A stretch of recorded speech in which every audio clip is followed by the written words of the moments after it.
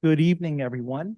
My name is Michael Schenkel, and I am the chair of ANC 2C. I'd like to welcome you to our October 10th meeting. This is a hybrid meeting, which is occurring both online and in person at the MLK Library in room 401G. I have with me this evening three commissioners. We are missing one commissioner tonight, but I would like to welcome, to start with, to do some introductions of the commissioners. Commissioner Lee, would you like to go first since you're online this evening? Hi there. That is the ANC. Nope, not tonight. Thank you. Mr. Lee? Commissioner Lee, can you hear me?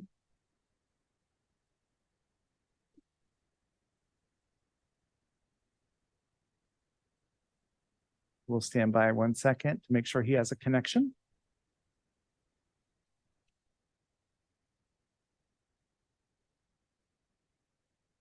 Captain Harris, can you hear me?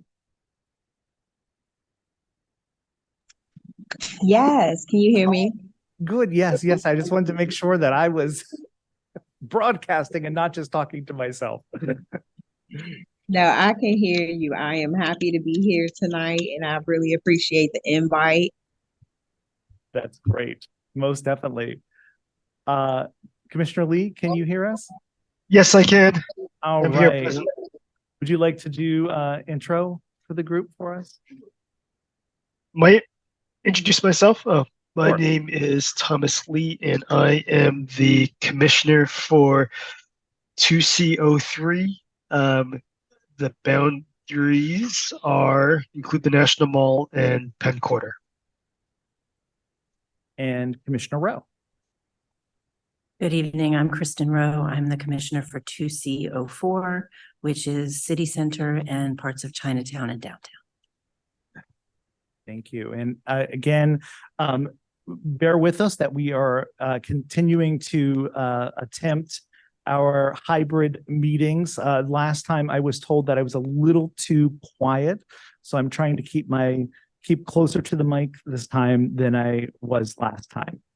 I'd like to just note that Commissioner Strauss is unable to join us this evening due to prior commitment that she could not get rescheduled. So tonight's meeting, we are going to first approve our agenda tonight, do an approval of our September 2023 minutes. We have a treasurer's report, which will include the Q4 financial report and the approval of the 2024 budget. We will start with community announcements, and we will move forward from community announcements. We will have the DC Office of Tenant Advocates on with us this evening to provide an overview as well. We have an APCA license. I'm still getting used to the new acronym. With that, we have two transportation and public space items to review this evening.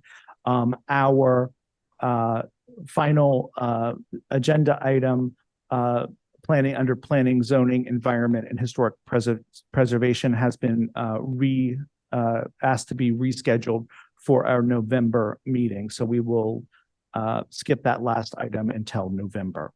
Are there any other additions or corrections, commissioners, to the agenda? The only correction that I would have comes into my budget. For the budget for 2024, I think we needed to sit down and discuss that a little more before we put something forward. Okay, that is fine. With that, okay. So we will not put forward a budget tonight, or do you want to discuss it this evening? I guess I guess I it's up to you. I guess we can discuss it openly. This is my first time doing a budget for the ANC, and looking at the previous year's budget, we didn't use much of the budgets that we were allocated, so I figured it'd be a good idea to sit down and discuss what we could do this upcoming year with the money that we do have that's been allocated to us. Absolutely. That's fine. Are there any other additions or corrections to the agenda? Then do I have a motion to approve the agenda? I move that we approve the agenda. And I will second that. And all those in favor, if you could raise your hand. So I have 3 of 3 commissioners voting in favor of that. Commissioners, have you had the opportunity to review the September minutes? Yes. I just looked at them. I have to make one amendment, which is that they need to add the correct commissioners to the bottom. It's still using the 2022 commissioners. I wonder how they got that. That keeps happening, but I will make that amendment. And once I amend it, I would move that we approve amended minutes for September. Is there a second for that? Commissioner Lee, you seconding? Yes. Okay, there's a second from Commissioner Lee.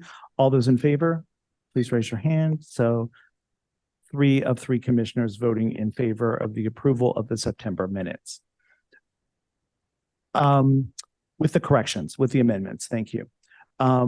Treasurer's report. Do you want to do treasurer's report and Q4 financial report? Yes, I'm trying to pull up the file right now. Could you give me 5 minutes to pull up that file? Sure. Okay. You want Let's us to just move skip forward? and then we'll come back. Yes, move forward and come back, and then I'll have that file up and ready. Great. I'd like to then move forward to our community announcements. We'll table that and come back to that discussion, starting with MPD 2 and Lieutenant Garvin, who I believe is with us this evening. Good evening, everyone. Hi, Lieutenant Garvin. All right, I'm going to get started. We had an 80W gun in the unit block of Thomas Circle. MPD responded to several calls for sounds of gunshots. Upon arrival, one was lying on the ground, stating that he had been shot multiple times. Witness stated that he saw a black male wearing all black, carrying a handgun, approach him and open fire. As one took off on foot in an unknown direction, the victim was transported to an area hospital. A bolo, which is be on the lookout for, has been disseminated, and this is an active investigation. Next up, we had a murder 2 in the 900 block of 15th Street on October the 1st around 9:57 p.m. Officers received a call for sounds of gunshots. After arriving, the decedent was found slumped over on a park bench in possession of drug paraphernalia. It was not apparent to the responding officers and EMS the victim was shot as a suspected drug overdose. He was provided Narcan. After all life-saving efforts were exhausted, the victim was pronounced. The OCME forensic investigator that responded to the scene found a gunshot wound to the decedent's body. The case is actively being investigated by our homicide division. Could you tell me the address of that? The 900 block of 15th Street. Okay, thank you. Next up, we had a robbery. This actually happened in that city center area. Kristen Rowe may be aware of this one, 900 block of I Street. September the 29th around 7:53 p.m. There was a man and a woman actually out celebrating their birthday, doing a little bit of shopping. They were leaving out of I believe one of the establishments when a masked gunman exited their vehicle, announced the robbery. They took over maybe $18,000 worth of jewelry and clothes and made good of their escape. So this case is actually an active investigation as well. Next up, we have an assault with a dangerous weapon. This is actually a closed case that happened in the 1400 block of K Street on September the 26th around 11:30. Officers found a victim suffering from a stab wound to the chest. MPD then located a male who matched the lookout for the suspect. A positive ID was made and the suspect was placed under arrest for assault with a dangerous weapon. The victim was transported to a local hospital for minor injuries. Next up, we had an armed carjacking in the 1600 block of M Street. R1 states while parked at the intersection of 16th Street, S1 and S2 approached him from an unknown vehicle. S1 exited an unknown vehicle and while pointing a handgun and ordered him to get the F out of the car. R1 exited the vehicle. He complied. Both suspects fled the scene. A bolo has been disseminated for a 2015 Honda Accord, light brown in color, bearing Maryland tags of 9 Frank Adam 1506. This case has been assigned to our carjacking task force. I'm moving on to our property crime. Our property crime is down. I'll touch bases on that. Our theft from autos are down. Our thefts are down as well. We started our QR code initiative about a month ago where we identified stores who had the uptick in thefts. Stores like 7-Elevens, some of the CVS's, Nordstrom Rack, Wawa's, Panera Bread. And we have been monitoring where officers have to get out of their vehicles. They go inside, they scan the QR code, and a part of that is they actually make contact with management. Ask them, is there any concerns? You share information. And then it's actually documented on a spreadsheet where all the management, as far as captains, lieutenants, and above, can actually look at this, and we can actually see what's going on. And so far, I've seen there has been a decrease in thefts from these stores. So I think we're trending in the right direction.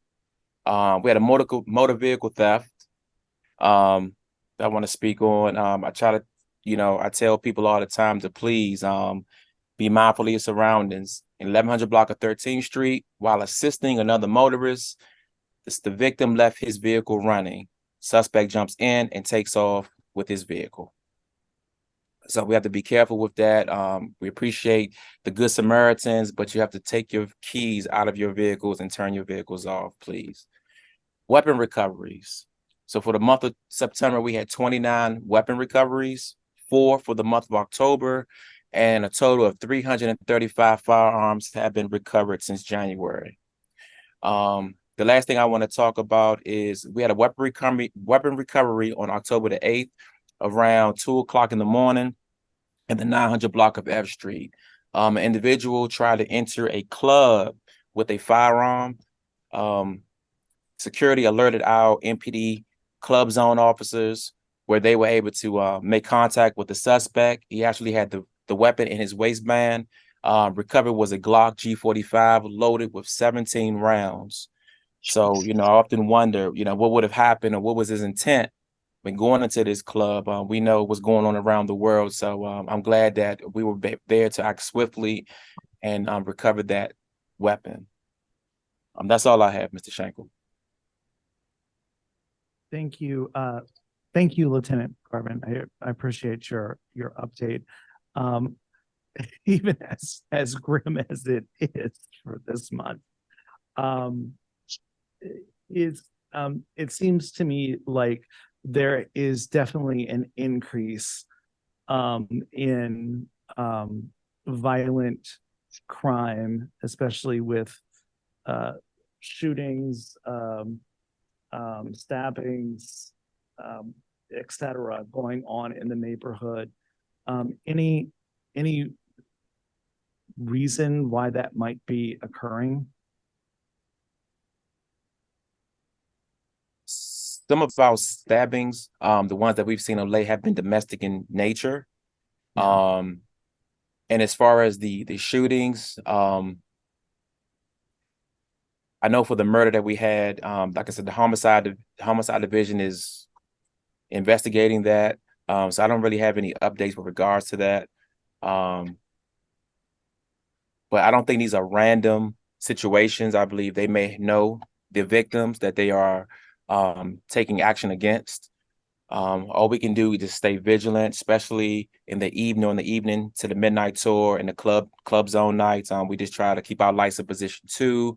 Also just try to tell the community, please, you know, when you're leaving the restaurants, and I know it's football season, and I know we want to drink a little bit of wine, and we want to, you know, we have to keep our bearings, make sure that we're walking to our cars and our keys are out and we're looking, side to side. If something doesn't feel right, don't go to your car. Go back into the establishment. Something wrong with calling the police and say, hey, I see X, Y, and Z. Give as much detailed information as you possibly can. There's a suspect. He's pulling on car doors or whatever you can. I mean, just call us. Just call us. I'd rather for you to call us than you take a gamble and go to a car and someone does something to you, assault you, or sexually assault you. We don't know. We do have some mental health individuals that's also in the area, and sometimes they have episodes and they can be violent. So we have to just be very, very careful in how we handle just each other, and just be mindful that it takes but a second just to call 911, but just stay vigilant. That's my best advice. Thank you for that. And I know that are there any mental health crisis team members that respond with you as MPD when you go out to some of these incidents that are occurring? Does the city have something that's active like that? Yes. So we do reach out to the Department of Behavioral Health, and they do have crisis teams that will come out and support us when we have to deal with people and are actually in mental health crisis. But also when they can't, or for some reason we can't get a hold of them, we actually have officers that are trained, who are crisis intervention officers, who know how to speak and how to solicit information and try to calm the situation down without using force or anything like that. Got it. That's very helpful. Before we go to questions in the community, I wanted to get Captain Harris, if you would mind giving an update for your MPT 1. Am I correct? What do you mean, MPD 1? No, she's no longer the first district. She's with us now, Mr. Shanks. She's 2D. Oh, She's 2D. Yeah, so let me give an introduction to those who have not met me just yet. I did attend some community meetings when I first arrived at the 2nd district that we had within Sector 3. You may not have been at some of those meetings that I went to when we did the community walks. However, I recently came over from the 1st district, and I am getting to know my residents and my visitors over here in the 2nd district.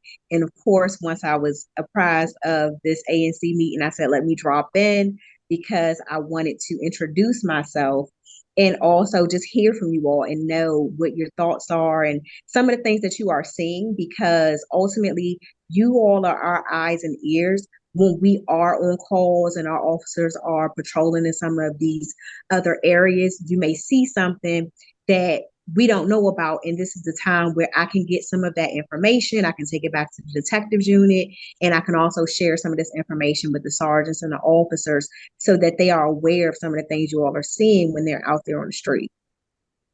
Got it. That's very helpful.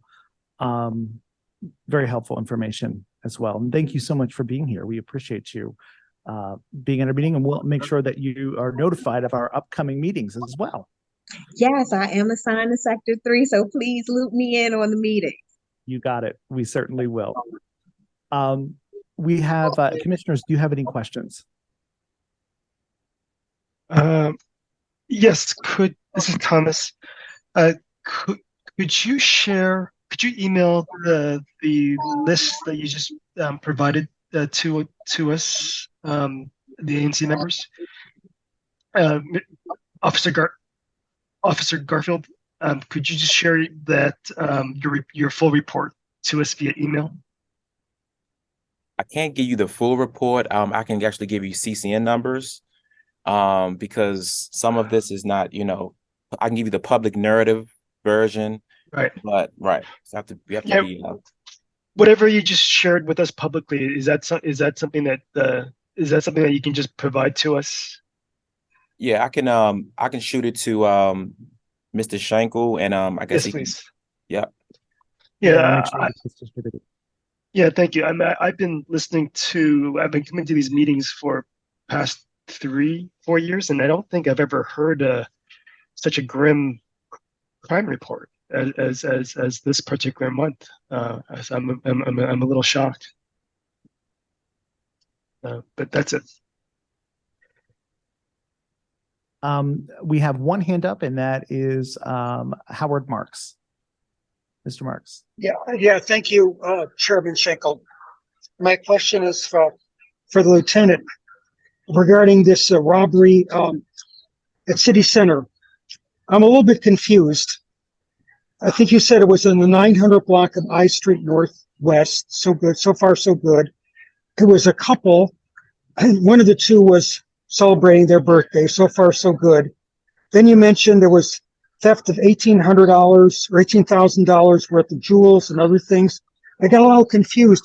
Was that a theft from a store, or were they walking back to their car with this merchandise? Could you just provide some more color on that? Thank you.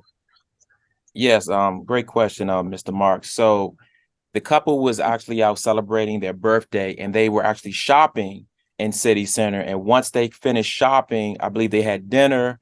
And once dinner was over, they were walking to their car. So they had bags of items.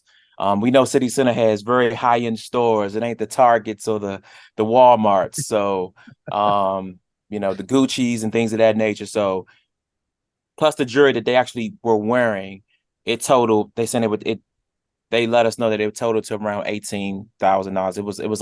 It was a major loss for them. Yes, Yeah. that's amazing.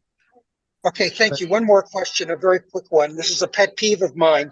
Sometimes in the police reports, they mention the crime occurs in a quote-unquote unit block. Well, it's a unit block of K Street Northwest. It could be 28 blocks there. And, it's hard for the public to decipher what that means. If there's some way what is a unit block? And is there any way that the police department could stop using that term and just tell us the address, like 900 block of I Street? Because it's crazy. You have no idea where this crime took place. Thank you.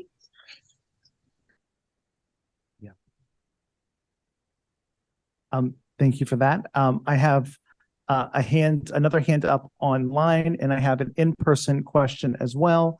I'm going to take the online question first because I think that one went up first, and that is Nancy Groth. Well, Mr. Shank, I can actually answer Mr. Mark's question briefly. Sure, please. I believe that the reason why we do the unit block to protect, people's. So if someone was robbed if I say 927 I Street, then you actually have a pinpoint of that address. A lot of people do not want to know, especially victims don't want to know, people to know where the incident occurred publicly.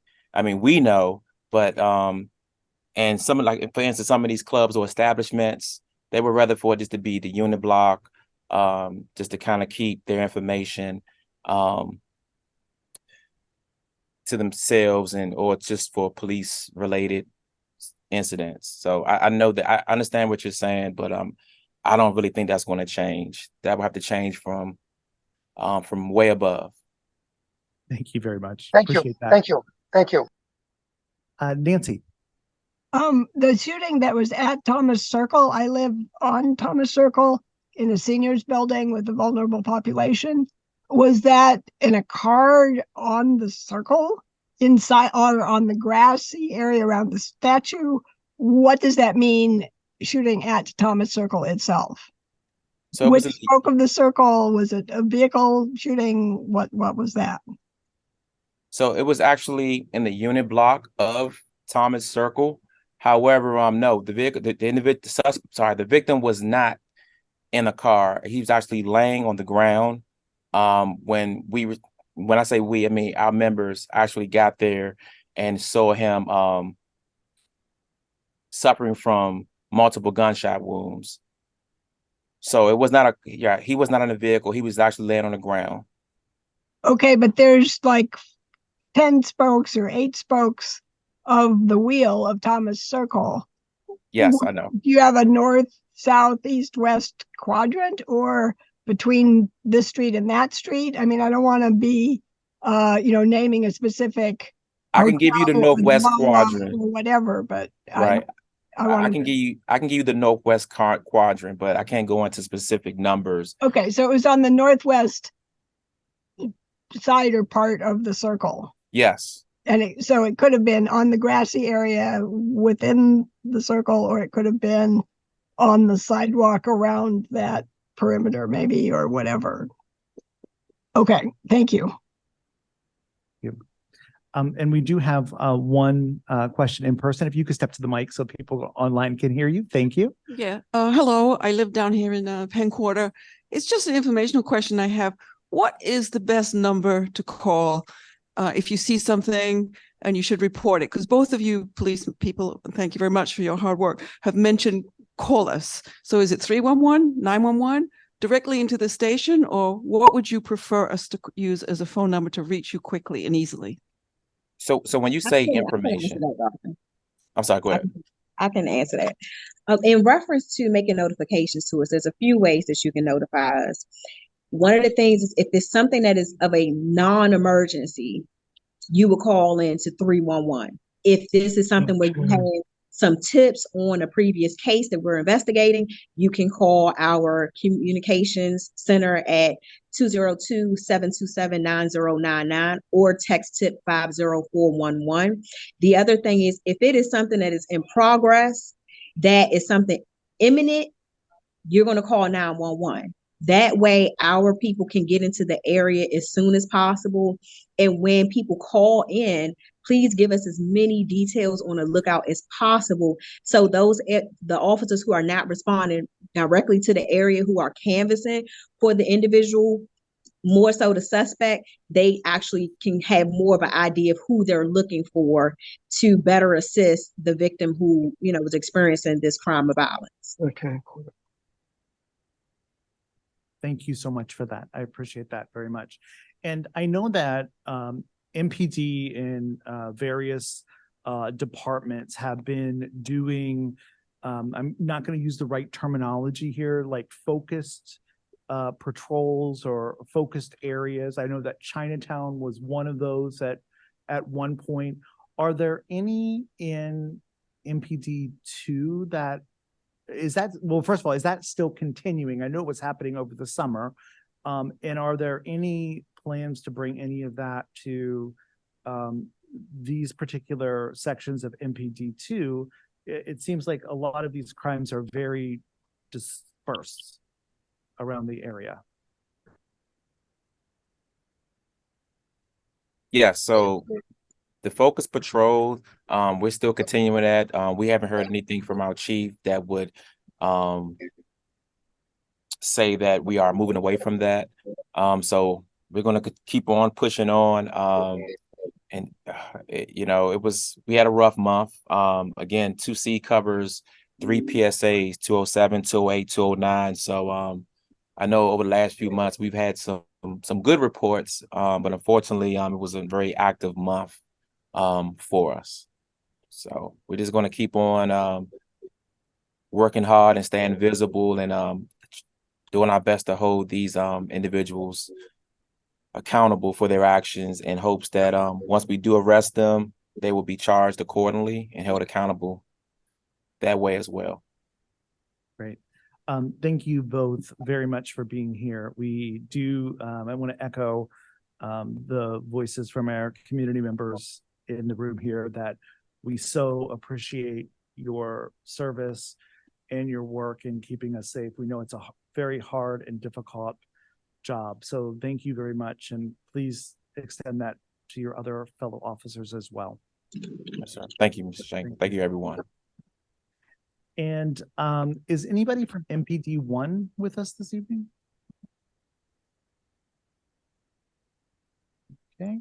We'll move forward to the mayor's office, Ward 2 liaison. Is Christopher on with us this evening? Hi guys, can you hear me? Yes, we can hear you, Christopher. Hi, how you doing? I'm well. I'm gonna share my screen real quick.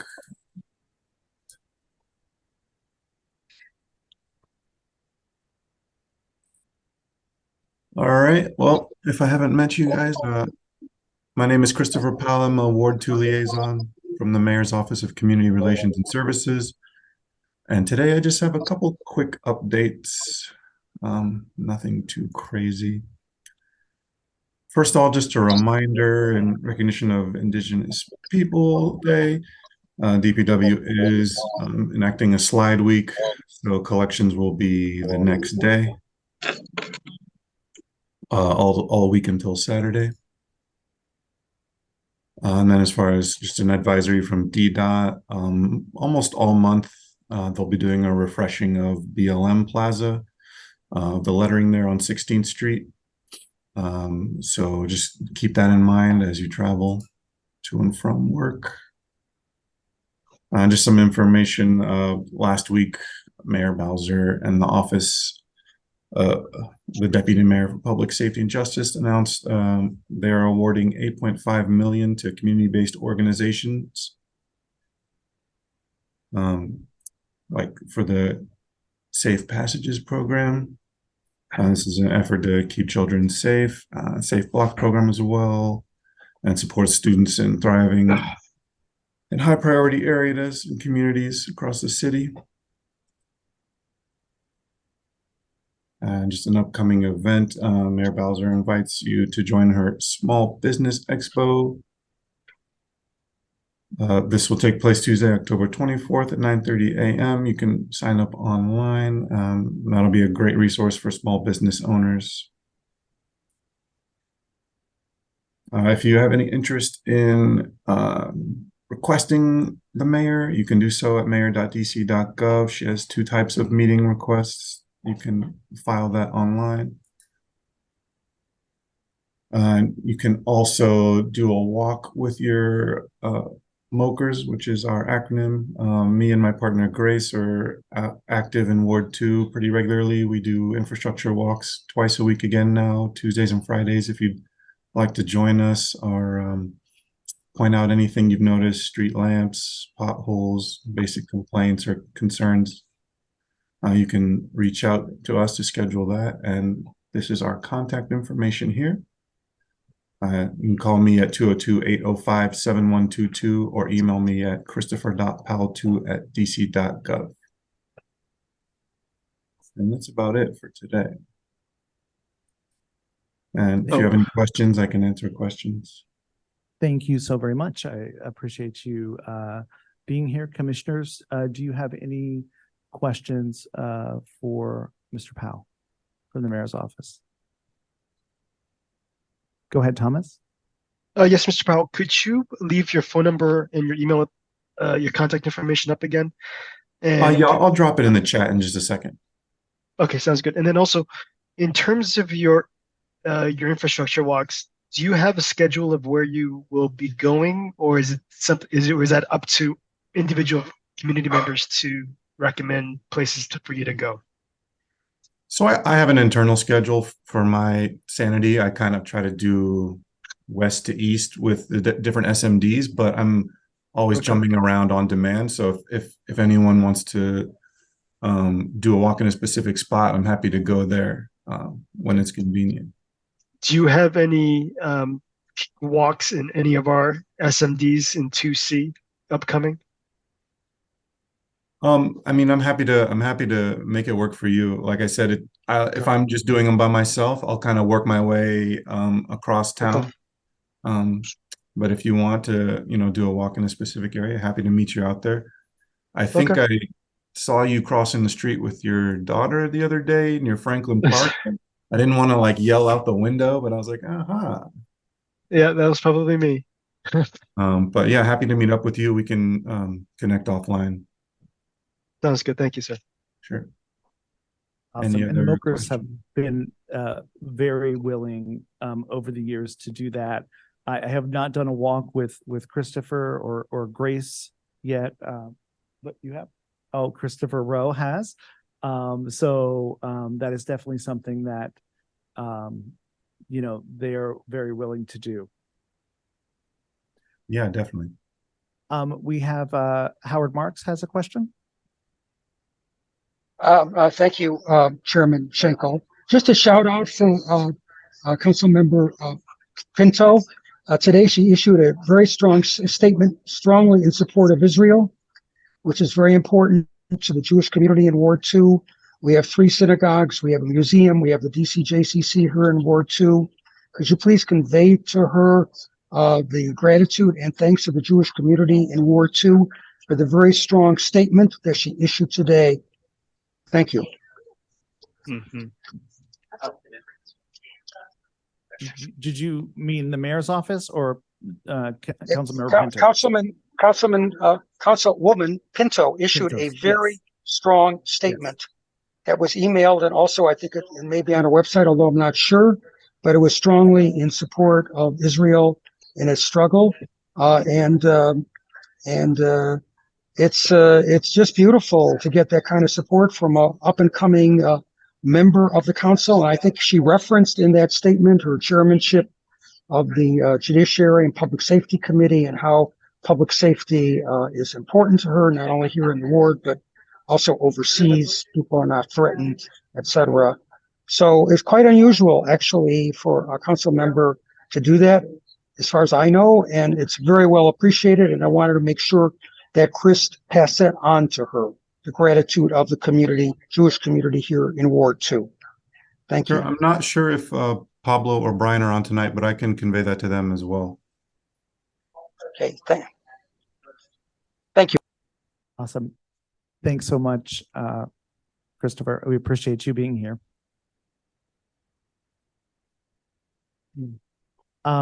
We will now move forward to our next item on our agenda, which is Councilmember Pinto's office. Is anybody from Councilmember Pinto's office on?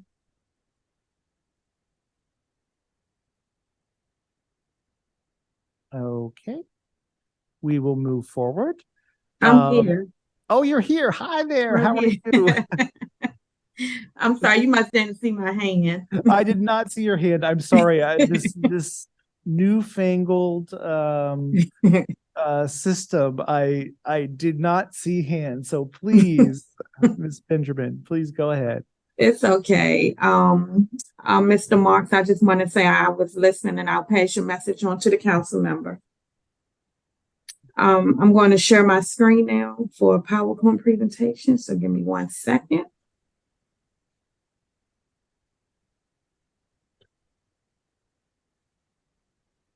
Okay. Can you all see my screen? We can see your screen. Okay, perfect. Okay, it's good to see you all again. I'm Akima Benjamin, for those that don't know me. I work for Councilmember Brooke Pinto on her constituent service team and the committee team. I'm going to start my slide 1. Today, I'm mainly going to talk about the Secure DC plan. You've likely heard that Councilmember announced her Secure DC plan a few weeks ago, and that plan is going to drive her work and the committee on the judiciary and public safety work this fall. This is a comprehensive package of bills and initiatives that builds on the emergency legislation the council passed in July and fills gaps in our current laws. There are 3 priority areas for these bills. The first is accountability. The plan will require judges to provide a written explanation if they decide to release someone who is accused of committing a violent crime pre-trial and ensure repeat offenders are held pre-trial. It will create a new felony offense for firing a gun in public and for illegally discarding a firearm. It makes it more difficult for people convicted of gun offenses to carry a firearm again. It increases the types of cases that can be charged as carjackings. It establishes a task force to develop new pre-arrest diversion for low-level offenses that may not require a police arrest. And we know these low-level offenses can tie up the courts from working on more serious crimes.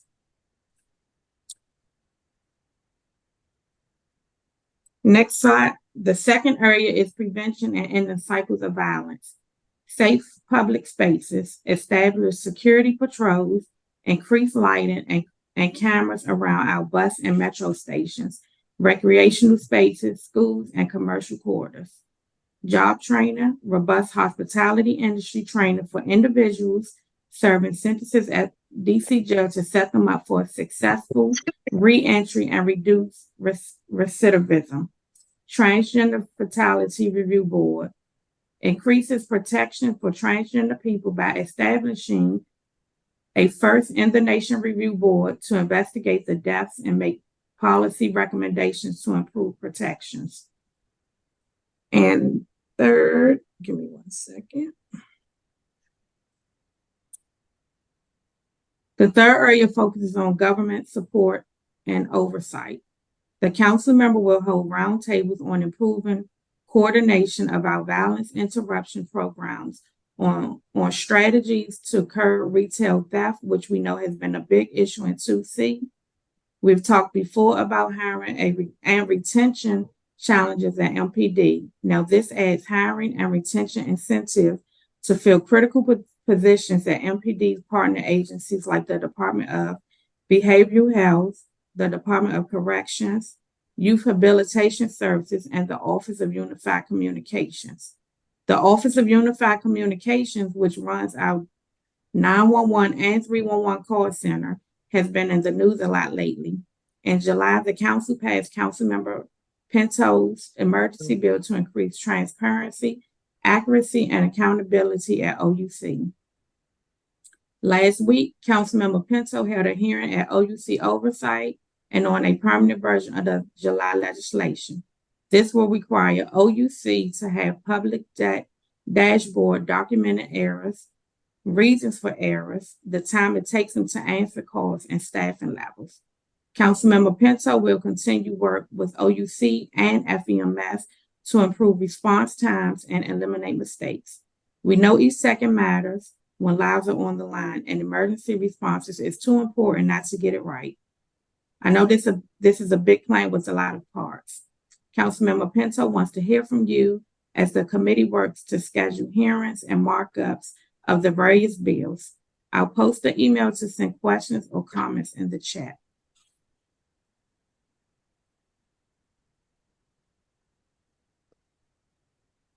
Finally, Councilmember, my updates.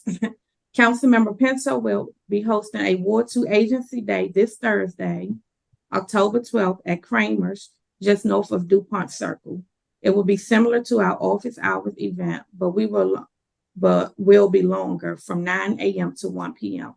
with various agency staff present to answer specific questions each hour. Councilmember Pinto is also hosting public safety walks with each ward council member in their wards this month. Our Ward 2 walk will take place in the Shaw on the evening of October 17th at 5 p.m. Be on the lookout for the announcement coming soon. I'll post the links in the chat and happy to take any questions.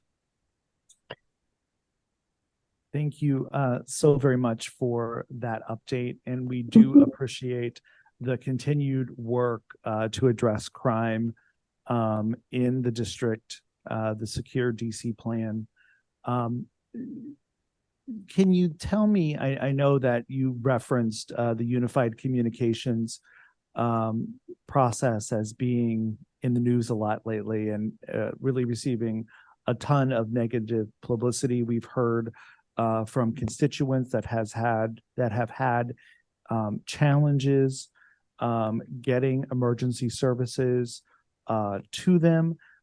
Has that improved at all since all this has come to light, or are we still in a place of planning for improvement? We're still in a place for planning for improvement. That's why the council member did the hearing on it, so they can figure out what can be done better so that people, FEMS, can get to people on time and to the correct address and stuff like that. Got it. Thank you so very much. I appreciate that update. Any questions, commissioners, for Councilmember Pinto's office? Okay, any community questions? Awesome. Well, thank you so much for being here tonight. You're welcome. And I will make sure I add you to our agenda. I apologize. I did not see the notice from Brian until later on. And I was like, whoops. But we will get you on the agenda next time. Thank you so much. It's okay. Thank you. You'll have a good one. You too. Thank you. Thank you. We have representation from the DC Office of Tenant Advocates?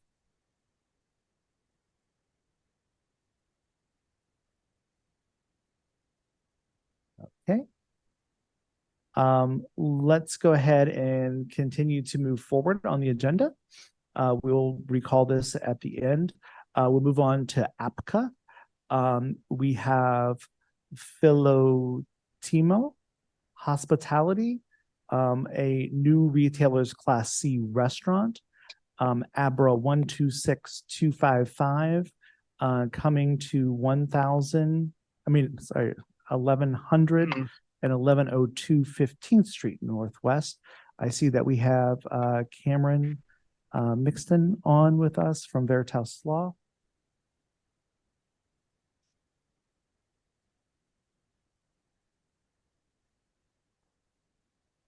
I see Cameron on. Cameron, you're on mute if you're there.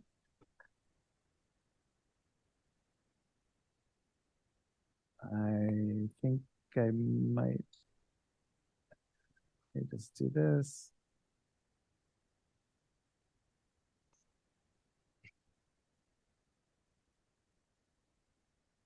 Okay, we'll come back to Cameron in case has an issue getting on voice-wise there. Bless you. This is, excuse me, sorry. This is Nicholas Stefanelli. I'm the owner of Philotimo Hospitality. Nicholas. How are you doing this evening? Good. I see Cameron on. I don't know if he's having audio issues or what there. And I can just provide a little bit of color. We've already had an approved license from the ANC before. In June of 2022, we suffered a fire in the restaurant. And now because of the lapse with insurance and the rebuild and everything, are reapplying for the license that we've already had approved with you guys before. Got it. And I think that was with a different ANC, which is fine. I did review the settlement agreement that you had in place for that. Is it intention to still honor that settlement agreement? 100% want to honor the settlement agreement. We worked hand in hand to negotiate this. This is my 5th restaurant in the city, so I know everything that we worked through to get to this, and we've been working feverishly to get to the reopen, and now we're at the point of ready to swing our doors open, and found that we had a lapse in the license, which caused a cease and desist that just with the casualty from the restaurant had caused the issues of this falling through the cracks. I know, speaking with Andrew and the team at Veritas, we were looking to see if everybody was okay with what we had, and I know we were asking for an early stipulation so we can get our doors back open. Absolutely. I have heard no commissioners. I have heard no issues with the establishment. They do have a settlement agreement that is in place, and I would move that we send a letter of support and a letter for a stipulated license for how do you pronounce the name of the restaurant? Philotimo. You said it right at the beginning. Philotimo, right. I would recommend that we send a letter of support for that establishment. Is there a second? I second that motion. Okay, seconded by Commissioner Rowe. All those in favor, if you can raise your hand. Okay, I have 3 of 3 commissioners voting in favor of that. So I will get that letter off for you and the stipulated license out to APCA, and I will copy Cameron on that as well, so he has a copy of that. Thank you very much. I appreciate it. Most definitely, my pleasure. Commissioner Schenkel, I'm not sure if you've seen, but I did provide you with a more recent version of the previous agreement, updated to reflect the new application. So we can look forward to executing hopefully soon. Got it. Thank you very much. I appreciate that very much. Yes. Thank you. Thank you. Okay, we'll get that off for you. Next, we'll move on to two DDOT issues. Is anybody from DDOT on with us this evening? Yeah, Commissioner, this is Johannes Panoff. I'm on for one of them. Yes, terrific. Do you want to go ahead and take yours first? This is DDOT, a notice of intent 23199 TDD, the 1500 block of K Street Northwest service lane closures. And yeah, this is a fairly simple one, and I will share my screen with the notice here. All right. Is that up for everyone? Yes, we can see it.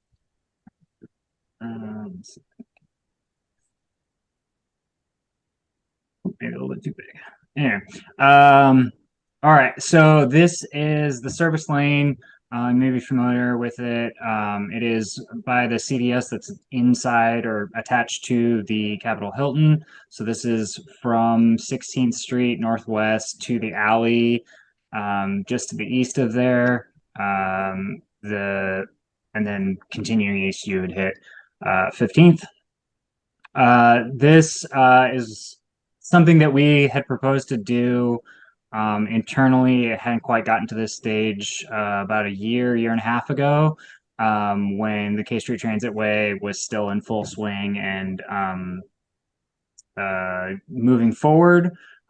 We decided that because at that time the progress it was making, this would have been like a redundant action because we were going to go into an MOT and start closing roads and moving traffic around. But now that project is paused until it can be reassessed and refunded, we are requesting to make this closure so we can move WMATA service off of its temporary routing on 15th Street northbound to M Street and then back onto 16th, and then get the bus onto 16th Street at K.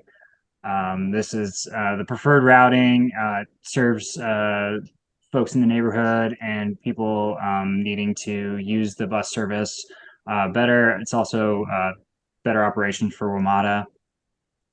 But to do that in a current configuration, we would need either 100% perfect parking compliance from everybody at all times that bus service is running in the parking lane, or we will need to shut the parking lane so that way we eliminate a right turn conflict.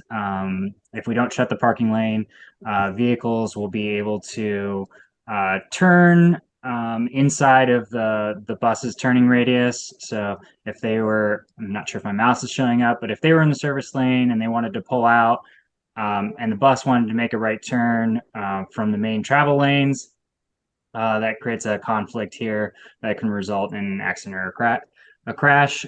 So our proposal is to close the service lane and then reallocate it to something to benefit the community. It could be some kind of public space activation. Our main priority here is to get the closure in effect so we can move the bus service, and then take as much time as the community needs to determine kind of what they want to use that space for. We've reached out to the downtown bid, so they know this project is moving forward, and we've previously talked with them when we were looking to do this earlier, but never moved all the way forward with the closure. We have engaged our neighborhood planning branch. They do a lot of the public space activations, including open streets. That was this last weekend. They're on board and ready to help. So we look forward to kind of engaging in that like second part of that process where we determine kind of what this space could be used for. But in the meantime, we are trying to get this space closed, hopefully within a few days after the NOI closes, unless we hear of some safety reason or some reason that would contradict our assessment on this of why it can't be done. And then get WMATA service restored to 16th Street to fully utilize the bus lanes in the northbound direction. So far, from the community members, we've heard support for this and wanting to get the buses back onto 16th Street. Folks find the current service pattern confusing, and that goes with WMATA's preference of getting back on 16th Street as well. So, is there anything else I can explain before questions? So currently the buses are not turning onto 16th Street in the southward direction? In the northbound direction. So in the southbound northbound. direction, they I'm come sorry, down north. 16th Street and make a left onto, or they come down 16th, make a left onto K Street. Northbound direction, buses head up 15th until they get to M Street, cross over on M Street, and then continue north on 16th Street at M. You may have seen the Washington Post article from earlier this year talking about how it was very confusing, and we agree and are trying to rectify the situation. Got it. Commissioners, do you have any questions? Commissioner Rowe. Will other drivers still be able to make a right onto 16th Street from K, but now they just have to do it from the main travel lane? Yes, so we'll be modifying the signage and markings to make it clear that anybody wanting to make a northbound right will make it from the main travel lane and no longer be making it from the service lane, which has been the pattern for a number of years. We'll also be adding some kind of turn hardening to make it so that anybody making that right turn doesn't cut through the crosswalk here and makes that slower, safer right turn rather than kind of the fast, low angle turn that you might see. Thank you. Mm-hmm. We do have I don't see any other hands up in the room, but we do have a question in the room. If you could step to the mic. Yeah, hi, thank you for explaining that. I just have always this worry that I'm going to lose a bus stop. So could you clarify that no bus stops are being moved or taken away in this reconfiguration? Yeah, the only change is to support the bus temporarily moving over to 15th Street. We moved a stop from 16th Street to 15th Street on the same block, just one block over. So we'll be just putting that back, and then the stop at M and 16th is currently on M and is difficult to service, and that'll go back to where the shelter is on 16th Street. Okay, and what about on K Street and on the north side? On the north side on this block here? Between 15th and 16th, I believe there's a bus stop sort of in the middle of that block. Yeah, that's it's served from the outside island here. Does that remain? Yes, we're not changing any stops at this time on K Street. That's good news. Thank you. Yep. Terrific. Thank you so much for that update. I have no other questions regarding this. I would make a motion that we send a letter of support for this project. And I will second that. And if we could do a show of hands, and Thomas, I can't see you at the moment, so if you could just okay, a show of hands. So 3 of 3 commissioners, sorry, we see you on the other screen over here. So 3 of 3 commissioners voting in favor of that and moving that forward. I think this is a great idea. Anything that we can do to improve transit is a great idea. So thank you very much. I Thank you. appreciate it. And if you have any comments, suggestions, or anything about that public space placemaking opportunity, feel free to send them my way. That goes for the community as well. And then as we get kind of into the meetings about that, or if there are any public meetings, we'll make sure to let everyone know. Got it. Thank you so much. Appreciate that. All right, we'll just jump back to the other DDOT proposal that is pending here. This is oops, I lost my screen, wouldn't you know it? This is a proposal to remove the left turn lanes on two streets downtown. I'm just pulling that up. Yes. Yep, no, you're fine. That's great. I appreciate it very much. I'll just display this. Just 1 second here.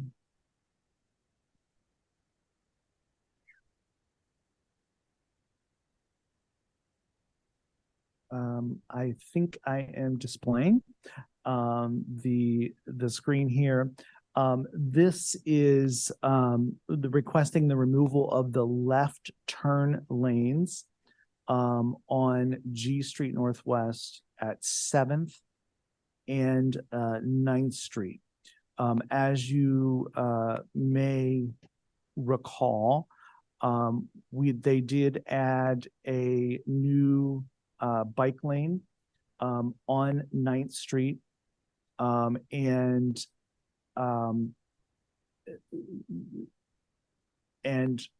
as part of that process,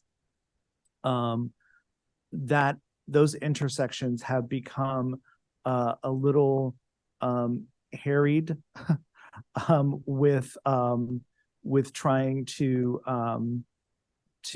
for biking purposes. The bike lanes are not extended into the 7 and 800 block of G Street. They kind of stop at that 9th Street.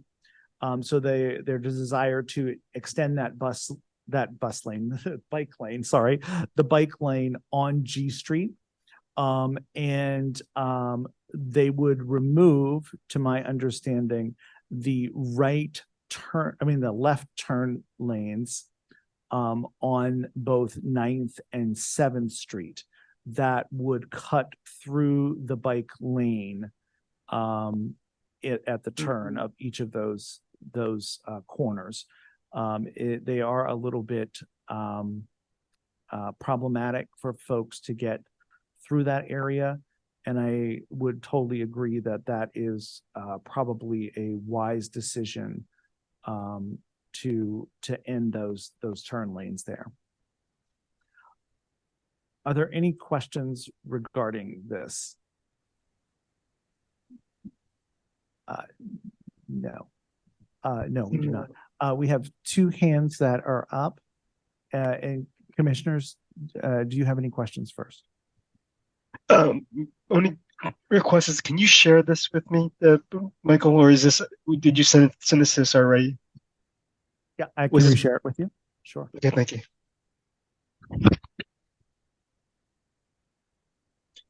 Commissioner Rowe? No, that's okay. Would this impede deliveries for all of the restaurants and businesses that are along G Street here? I do not believe so. Okay. This is on, to my understanding, this is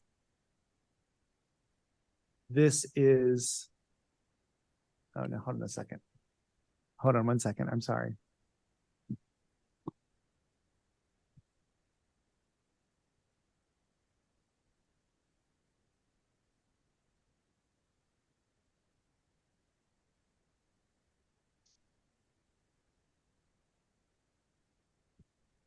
Oh, I apologize here. Hold on one second. I think I have misinterpreted this letter. DDOT recently resurfaced the 700 and 800 block of G Street. The street is now clear of lane markings, and it's a good opportunity to extend the bike lane from 7th Street west and west to 9th Street. Before resurfacing, the bike lanes ended on the approach to the intersection to make space available for left turn lanes. However, we have analyzed the traffic and determined that the left turn lanes are not required to the low volume of vehicles on these blocks. Removing the turn lanes would allow us to extend the bike lanes to the intersection, creating lower stress environment for people on bikes and scooters. The aerial photos show the reconfiguration. So I apologize. This is not where I was. This is not where I was looking at here. The left turn lanes are as you approach. You're on G Street, going west toward 9th Street. This would be removing this left-hand turn lane onto 9th Street, and it would be removing the left-hand turn onto 7th Street. This is not restricting the right and left, or the left turns. This is just removing the lane. The lanes at 9th Street, while there is a lane to go straight and a lane to turn, this becomes a real contentious area because no one really knows where they're supposed to go when they do the turn. So removing that and making that a single lane makes complete sense. The 7th Street location, individuals can turn right to go down 7th Street South, or left to go north on 7th Street. They'll just be making that a single lane, and they'll be extending that bike lane through the ends of each of those blocks, which now currently stop. So I was on the wrong street when I was thinking about this currently. So this is on G Street, yes, between 9th and 7th Street. We have two hands up. I believe Mark raised his hand first. Mark Lyon, do you have any comments for us? Sure. Commissioner Rowe was correct. The street is used for several of the restaurants to do deliveries. They actually park in the turn lane. So I think it's important that DDOT look at the parking spaces there, particularly with the Chick-fil-A. We have a lot of like Uber Eats and delivery drivers that are parking pretty much anywhere on that street right now, which makes it dangerous to make a left-hand turn there at all from 7th because they're just kind of randomly parked wherever they can to run inside and get food. So it would be useful for them to look at sort of the entire utilization of that block. I initially, when I read the proposal in the agenda, thought that it was for eliminating the left-hand turn lane on 7th Street itself, turning onto G, and similarly the left-hand turn lane on 9th, turning onto G. And both of those present difficulties for cyclists, particularly now that they've now put up some flex posts and bumped in the sides of the road.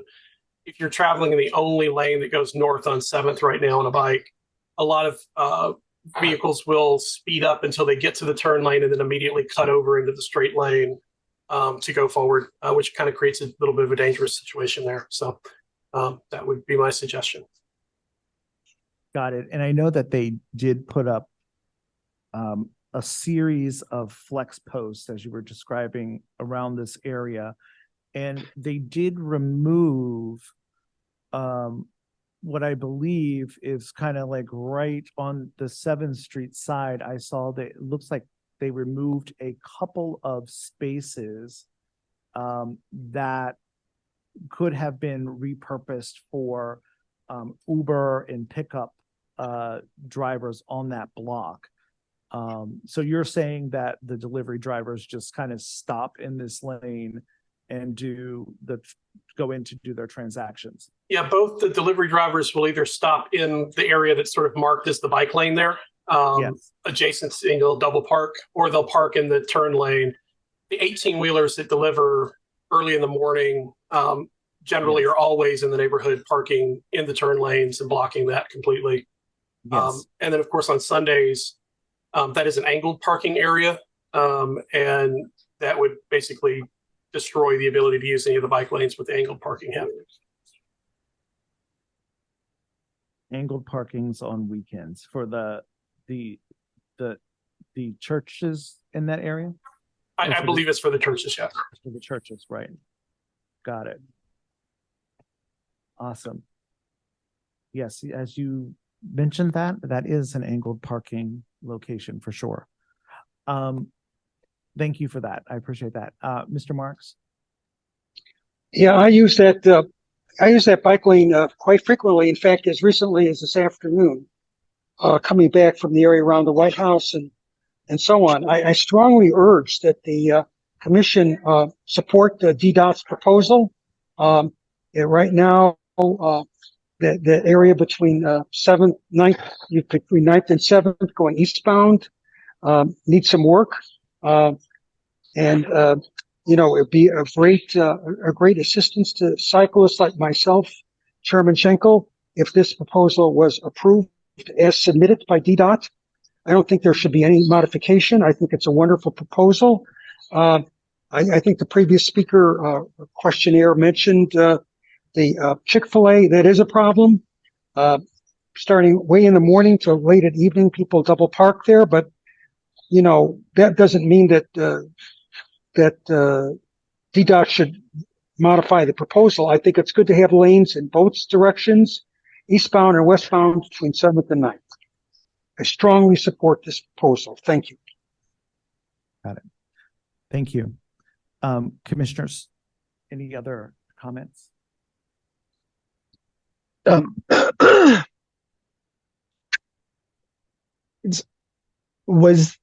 Hey, Michael, this is Thomas. Yes. I think I heard some comments from our residents. Well, one from Mr. Marks supporting the DDOT plan, but also I believe I heard some concerns from other residents stating that they would like DDOT to take into consideration the load traffic. The parking that's required by some of the restaurants along that block, and to study this in further detail. Is that correct? Mark,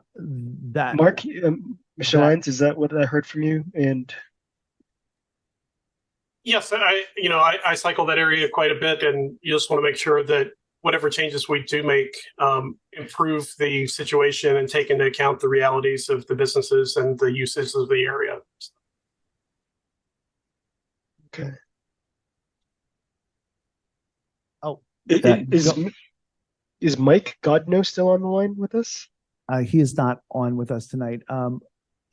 Johannes, do you want to? Yeah, I can answer some procedural stuff, even though I can't speak specifically about this project. So this, the way the NOI is structured here, the striping is the part that would be accomplished here. If further study is requested on any parking regulation changes, that would be a different NOI that would have to be issued, just the way that the Procedure Act works. So that this is really an opportunity to take and change that striping. We would have to reissue a new NOI because it's a different part of what we'd be modifying. So we couldn't just take your comments back and then make those changes. A new NOI would have to be issued. So if anything changes from this proposal that falls under that public comment period, we would have to issue a new NOI and go through that aspect of it. So just as a clarification for that. Got it.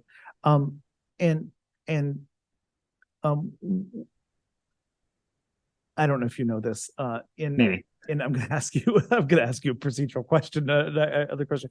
In other parts of the city where there is angled parking, I'm assuming that angled parking would impede, well, it would impede the bike lane in this situation. So the bike lane would be closed during that angled parking time. Has that been a concern in other parts of the city that you're aware of? There are other parts of the city that like have this. I can speak specifically to 11th Street between I and K. That's northwest. That's adjacent to sorry. Not City Center. It's the block north of that. The name of the church is escaping me right now, and I apologize to any congregants that I'm Asbury. Asbury. Thank you. Yes, the Asbury Church. Sorry, it was end of the day. Brain loss. Yeah, so that's another area where we see that kind of nearby. It is been raised as a concern. I don't have any specific information about DDOT policy on if we're systematically trying to change that or taking it on a case-by-case basis. But I can send that over as a question to the bike team. Got it. Thank you. And Howard, your hand is up. Did I miss it, or did you have another question? Thank you. No, my hand is up. Okay, got it. So if I could just weigh in here. So for me, I know my colleague who's also a cyclist. I'm not going to get into a match with him on this one, but that ends right by my building where I live. So 777 Street. So this is very important to me because I use this area on G Street between 9th and 7th frequently. I think the issue especially is critical for those cyclists who are going westbound on G Street. When they hit 9th, the street shifts over to the left, maybe about 20 feet or so. And if you're a cyclist heading westbound and crossing 9th, which is of course one way going south, it presents a problem because motorists are also making this maneuver, and having a bike lane there, especially if the bike lane was extended across the intersection using that green striping that DDOT does so well, it would be a great safety boon and also helpful to cyclists. As far as the issue over the church parking, the perpendicular parking, that's only on Sunday morning. I mean, hardly anyone uses G Street on Sunday morning. It's not an issue, and it should not at all affect any recommendation on the part of the commission to support this proposal. I mean, I think this is, I wish that WABA was here, the Washington Area Bicycle Association, to referee this sort of disagreement I have with my fellow cyclists, but I think it's a good proposal. I think I salute DDOT for doing it and merits the support of the commission. Thank you. Got it. I guess there are two things that are like a procedural question that was brought up. We would either support this in its entirety without any modifications or changes to it, and ask DDOT to do another NOA or NOI to study something else or to propose something else in the area. We couldn't say we would support this if X, Y, and Z also happened. Is that right? Is that what I heard you say, Johannes? I mean, you could say that if you want. That is it's a perfectly valid response. I'm just, if you are suggesting anything that's covered under that's not covered under this notification, that would be a modification. We'd have to submit a new notification with that plan and receive another round of feedback and comments. So it's just kind of a like FYI to you that like if you want any modifications that aren't already mentioned but are covered under our required notification under the the statute or under the law, then we would just have to like go through this process again for those. And that's mostly related to anything changing curbside regulation. So converting parking into loading or anything like that. But there might be Conversion other of- asks that you would have that wouldn't fall under it that we may be able to just implement without a new NOI. It all just kind of depends on what exactly you would be asking. Conversion of parking into loading would require a new NOA. NOI, NOI. yeah. I'm sorry. It's changing a regulation, right? So got it. you're Got it. now changing the ability to enforce a specific regulation on the street, and that's requires that NOI change. So Got it. had a whole conversation with our legal team on the specifics of this recently, so that's why it's fresh on mind. So we were making sure we were Sure. No, getting it right. This is very helpful. We appreciate you hanging around. Yeah, of for it. course. So, I work closely with the bike team, but I can't answer everything. Yes. Oh, yeah.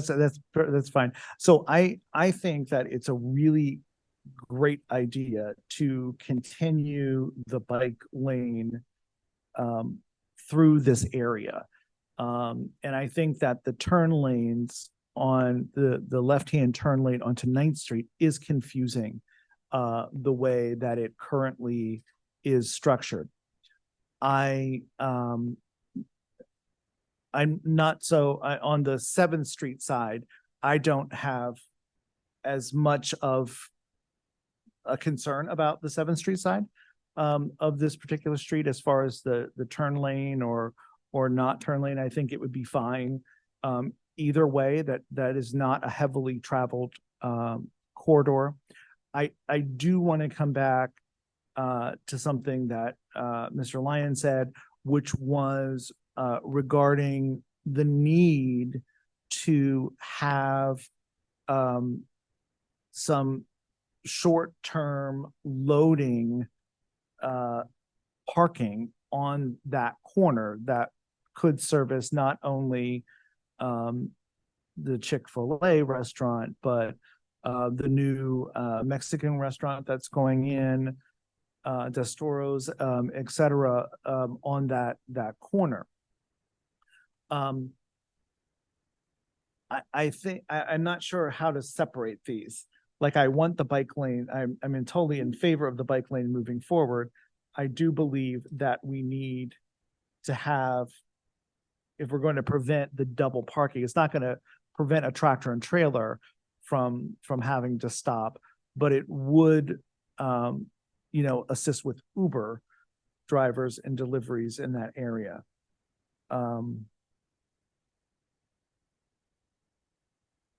The NOA is due the 30th of the 27th, I believe, of the month. So we have to make a decision about this. So here's my recommendation on this. Due the 27th, no later than the 27th. I would, and I'm open to friendly amendments to this. I would move that we support the continuation of the bike lanes and the removal of the left-hand turn lanes in this section of the street. I would also highly encourage DDOT to consider converting parking spaces on, I believe, the north side of the street to loading zone only, or 15-minute stopping, or whatever the required language is for that, to allow for Uber drivers and other delivery services to be able to park their vehicles there. I would second that with those Those caveats all those to caveats in DDOT. that. Yes. I don't want to just paint bike lanes and then have them be dangerous because we just can't just paint bike lanes to paint them. Right. We have to make sure that they're safe. They're safe. And maybe we ask for further, I don't know, those flex posts. Yeah. To protect the cyclists there, because there are a lot of deliveries in the area. So we have a motion on the floor. We have a second for that. All those in favor, if you could raise your hand. Okay, so 3 of 3 commissioners voting in favor of that moving forward. So we will send that letter of support and we will send that recommendation with that, because I do believe that we do need to have some kind of dedicated loading lanes there. I know that even up on 7th Street, 7th and H Street, they would, delivery drivers would either park in the bus lane, the bus stop, or they would park on H Street in the bus dedicated lanes in order to do delivery. So let's see if we can get some Uber delivery spots dedicated there. All right. Whew. Okay. All right, commissioners, I've given Mike Goodnow the heads up on that, so he knows it's coming and generally what it's going to say. Oh, you gotcha. Okay, perfect. Awesome. Our last item of business I said would again appear on our November agenda. I did want to jump back to just see, do we have anybody from the DC Office of Tenant Advocates on with us? Okay. And I think I got everyone else here. Let me just make sure. Except for Thomas, related to our treasurer's report and a Q4 financial report. Yes, I do have the Q4 report, financial report for our ANC. The Q4 begins July 1st and ends September 30th. We started the Q4 with $70,858.44. We had 0 deposits and we had withdrawals of $3,250. And those all went to paying our minute services. So this is the company that transcribes all our meetings, from audio to text. So we ended up with the end of the quarter was $67,608.44. Awesome. Thank you. And we had no deposits and we just had the minute preparation. Correct. Expenses. Got it. Awesome. I would move that we approve the Q4 financial reports. And I would second that. And all those in favor? So 3 of 3 commissioners, I see you twice on the screen. I almost said 4. 3 of 3 commissioners voting in favor of that, to submit that. We have 15 days to submit that quarter report to the Office of ANC, since it's been approved. I believe it's 15 days. Do you want to quickly talk about the budget? Yeah. So we have, and this is my first year on the ANC, and in my previous experiences, attending meetings, I know that we've not dealt. I don't recall the ANC's or this ANC particularly spending a whole lot of time on the budget. But that said, we do have close to $70,000 that we could use, and under the various disbursements we have allocations for personnel, direct office costs, communications, grants, etc., purchases of service.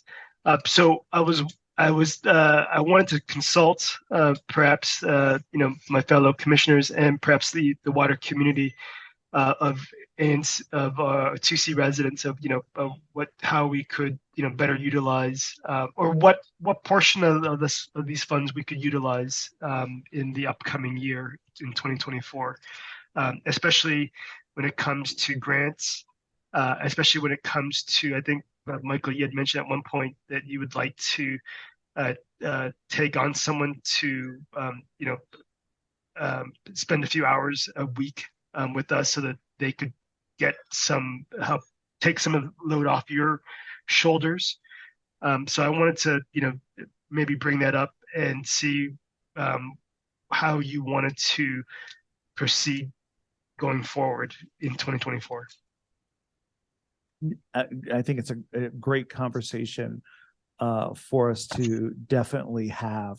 May I know I sent a preliminary budget to you today, and this was my immediate take on what we would need for the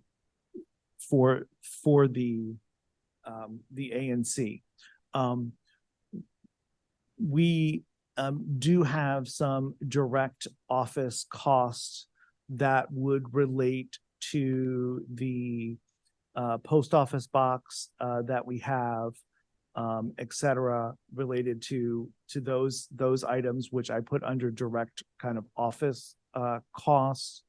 Under communications, I left the $3,000 there because Commissioner Strauss is currently collecting notices and bids for people to redo our website, and that was a kind of a guess on what it may cost to revise that website.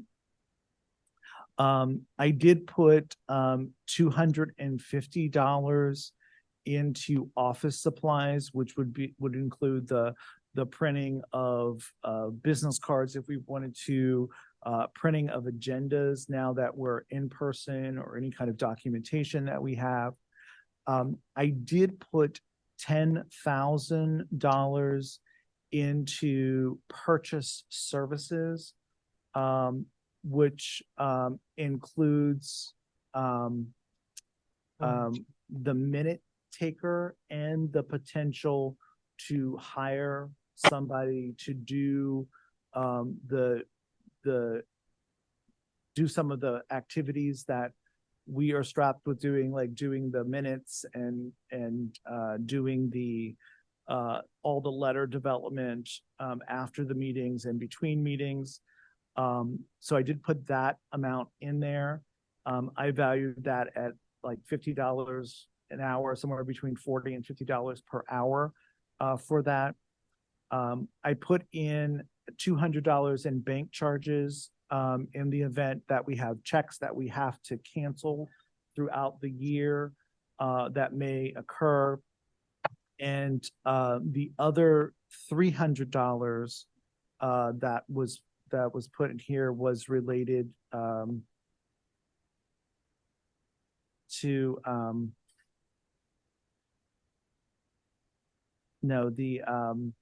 the security fund that we had to do for next year, as well as any kind of other miscellaneous expenses, such as our internet fees, like our hosting fee that we have for the potential, the actual Zoom package. I actually included that in the $3,000 for the Zoom.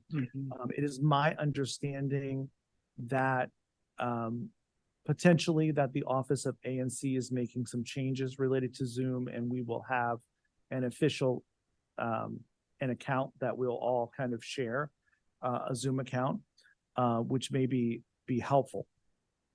If our allotment stays the same from the district, and this could have changed, I'm not certain. I downloaded this from Don's documentation on the OneDrive. we are to get $9,075 in reimbursements this year. That particular budget leaves us with a $13,000 disbursements, which leaves us with almost a $5,000 deficit. We did have in last year's budget $10,000 that we would have available to award as grants, local community grants, which I'm still totally in favor of doing. One of the limitations that we've had is the Office of ANC wanted to standardize that process. And we were waiting for them to standardize the application process for like what the application process had to look like for us. We were waiting on them for that. But I would totally be in favor of adding local community grants back into the budget. Can I ask what is probably a silly question, which is if we have a sort of a reserves of 60 something plus $1,000, are we permitted to spend that for something like grants?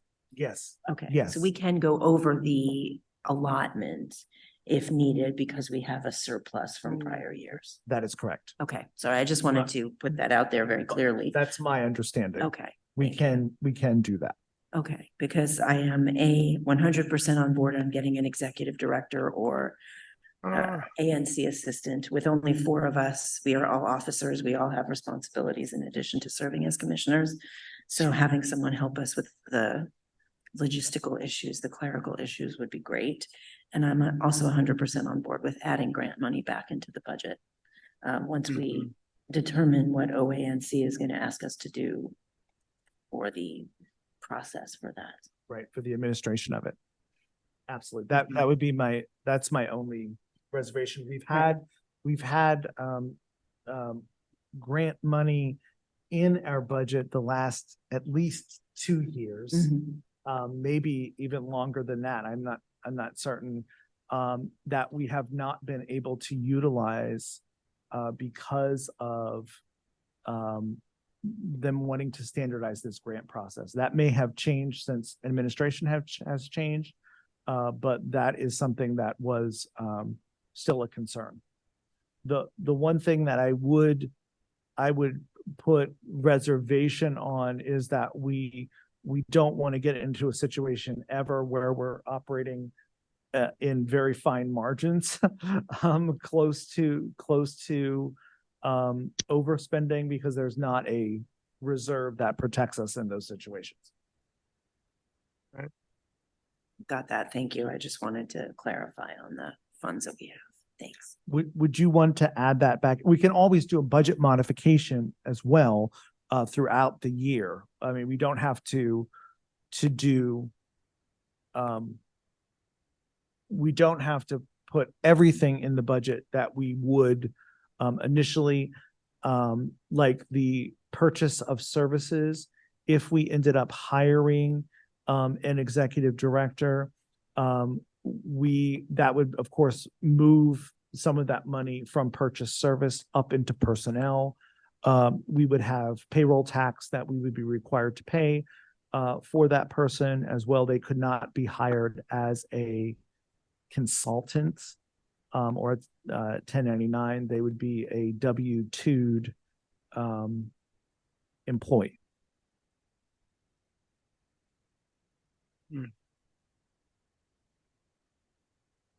Well, I think if we need to approve the budget immediately,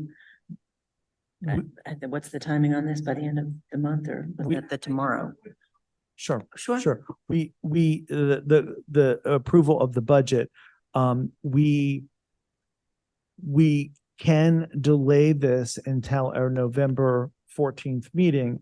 We just are not permitted to write any checks because we do not have an active budget with the Office of ANC.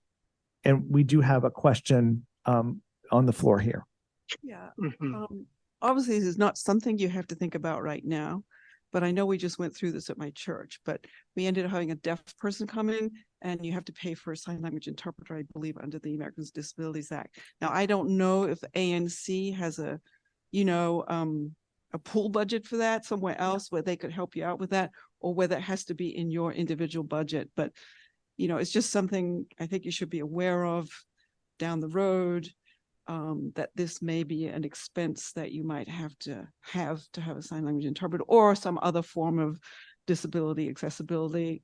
I don't know, maybe printing, if you're going to start printing the agenda, you might have to do it in large print sometimes, which is not that hard to do, of course, but Braille obviously costs you more. Yeah. But we don't have those, just because those people aren't showing up doesn't mean down the road you would not have that expense. So maybe that's something that comes out of your purchase of services budget. I don't really know, but it's just something to bear in mind going forward, that it might be an item in the budget you might have to have. Great. Thank you very, very much for that. I do very much appreciate that comment. The office of not the office of ANC, but another office, which I cannot put. DC loves a good acronym. I can think of the office does provide us with interpreter services if we need those services to come to meetings. Yes, they do provide those for us. Sorry, I was just going to say, my thought would be that we approve the budget as is so that we can pay our bills, because I know we have a minutes taker that has already submitted an invoice for August and about to submit one for September, and just sort of put a pin in the idea that we are going to revisit the idea of grants once we have an idea process from a clear process from OANC, because we can amend the budget. Yes, we can amend the budget. Do we want to add, we had $10,000 in the budget last year for that. Do we want to add that 10,000 back in? I think it's probably not a bad idea to do it now, because then we don't get, we don't have to explain why later. We say now we're planning to do that once we have your process. Thomas, what are your thoughts on that? I like it. Okay, so we will add, whoops, somehow I'm a read-only copy. We will add, I don't know how that happened, but boom. We will add the $10,000. Let's see if I can do this here. The $10,000 back in for grants, which would mean that we would be if all of this worked out to be as we had planned, we would be operating at a about a $15,000 deficit next year. But we certainly have the funds with $67,808. I believe that's what your number was, Thomas. $608. We have that money there, so we have substantial funds available to cover that. We would be just taking that from, I would call our reserve, our savings, if there is such a thing, our savings in that situation. Do we agree? Could we agree to move forward with proposing this budget as our initial FY 2024 budget? I make a motion to move forward with that budget. Okay, and was seconded by Commissioner Lee. All those in favor, if you could raise your hand. So 3 of 3 commissioners voting in favor of that. And Thomas, what I will do is I will figure out how I'm going to save a copy and I'm going to download this and I'll send this copy to you. Yep.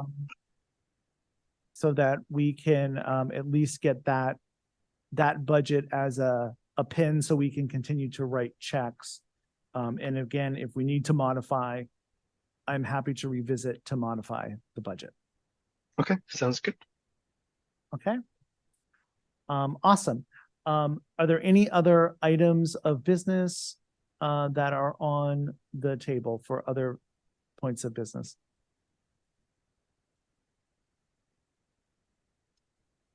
No. Okay. With that being said, our next meeting is November the 14th. It will happen at 6 p.m. That's the second Tuesday of the month. We will be meeting again in person at the Martin Luther King Jr. Library in room 401G, and that's on the 4th floor. Or we'll also be meeting, we'll be doing a hybrid meeting again and doing this also virtually. If we want to just thank the Office of ANC, who has provided this tremendous kit to us to be able to do these meetings in a hybrid fashion. We were the first, so I understand it, the first government body last month to do a truly hybrid meeting where people could log in and talk with us and communicate and provide feedback, and they could see us and interact with us online. That was the first government body we understand that did that. So we want to thank you for your patience. Nancy, I hope I was louder this meeting, and that I was able to be close enough to the mic to project. But thank you all so much. And do I have a motion to adjourn our meeting? I move that we adjourn this meeting, Commissioner Schenkel. Meeting is adjourned. Thank you all so much, and we'll see you all in November.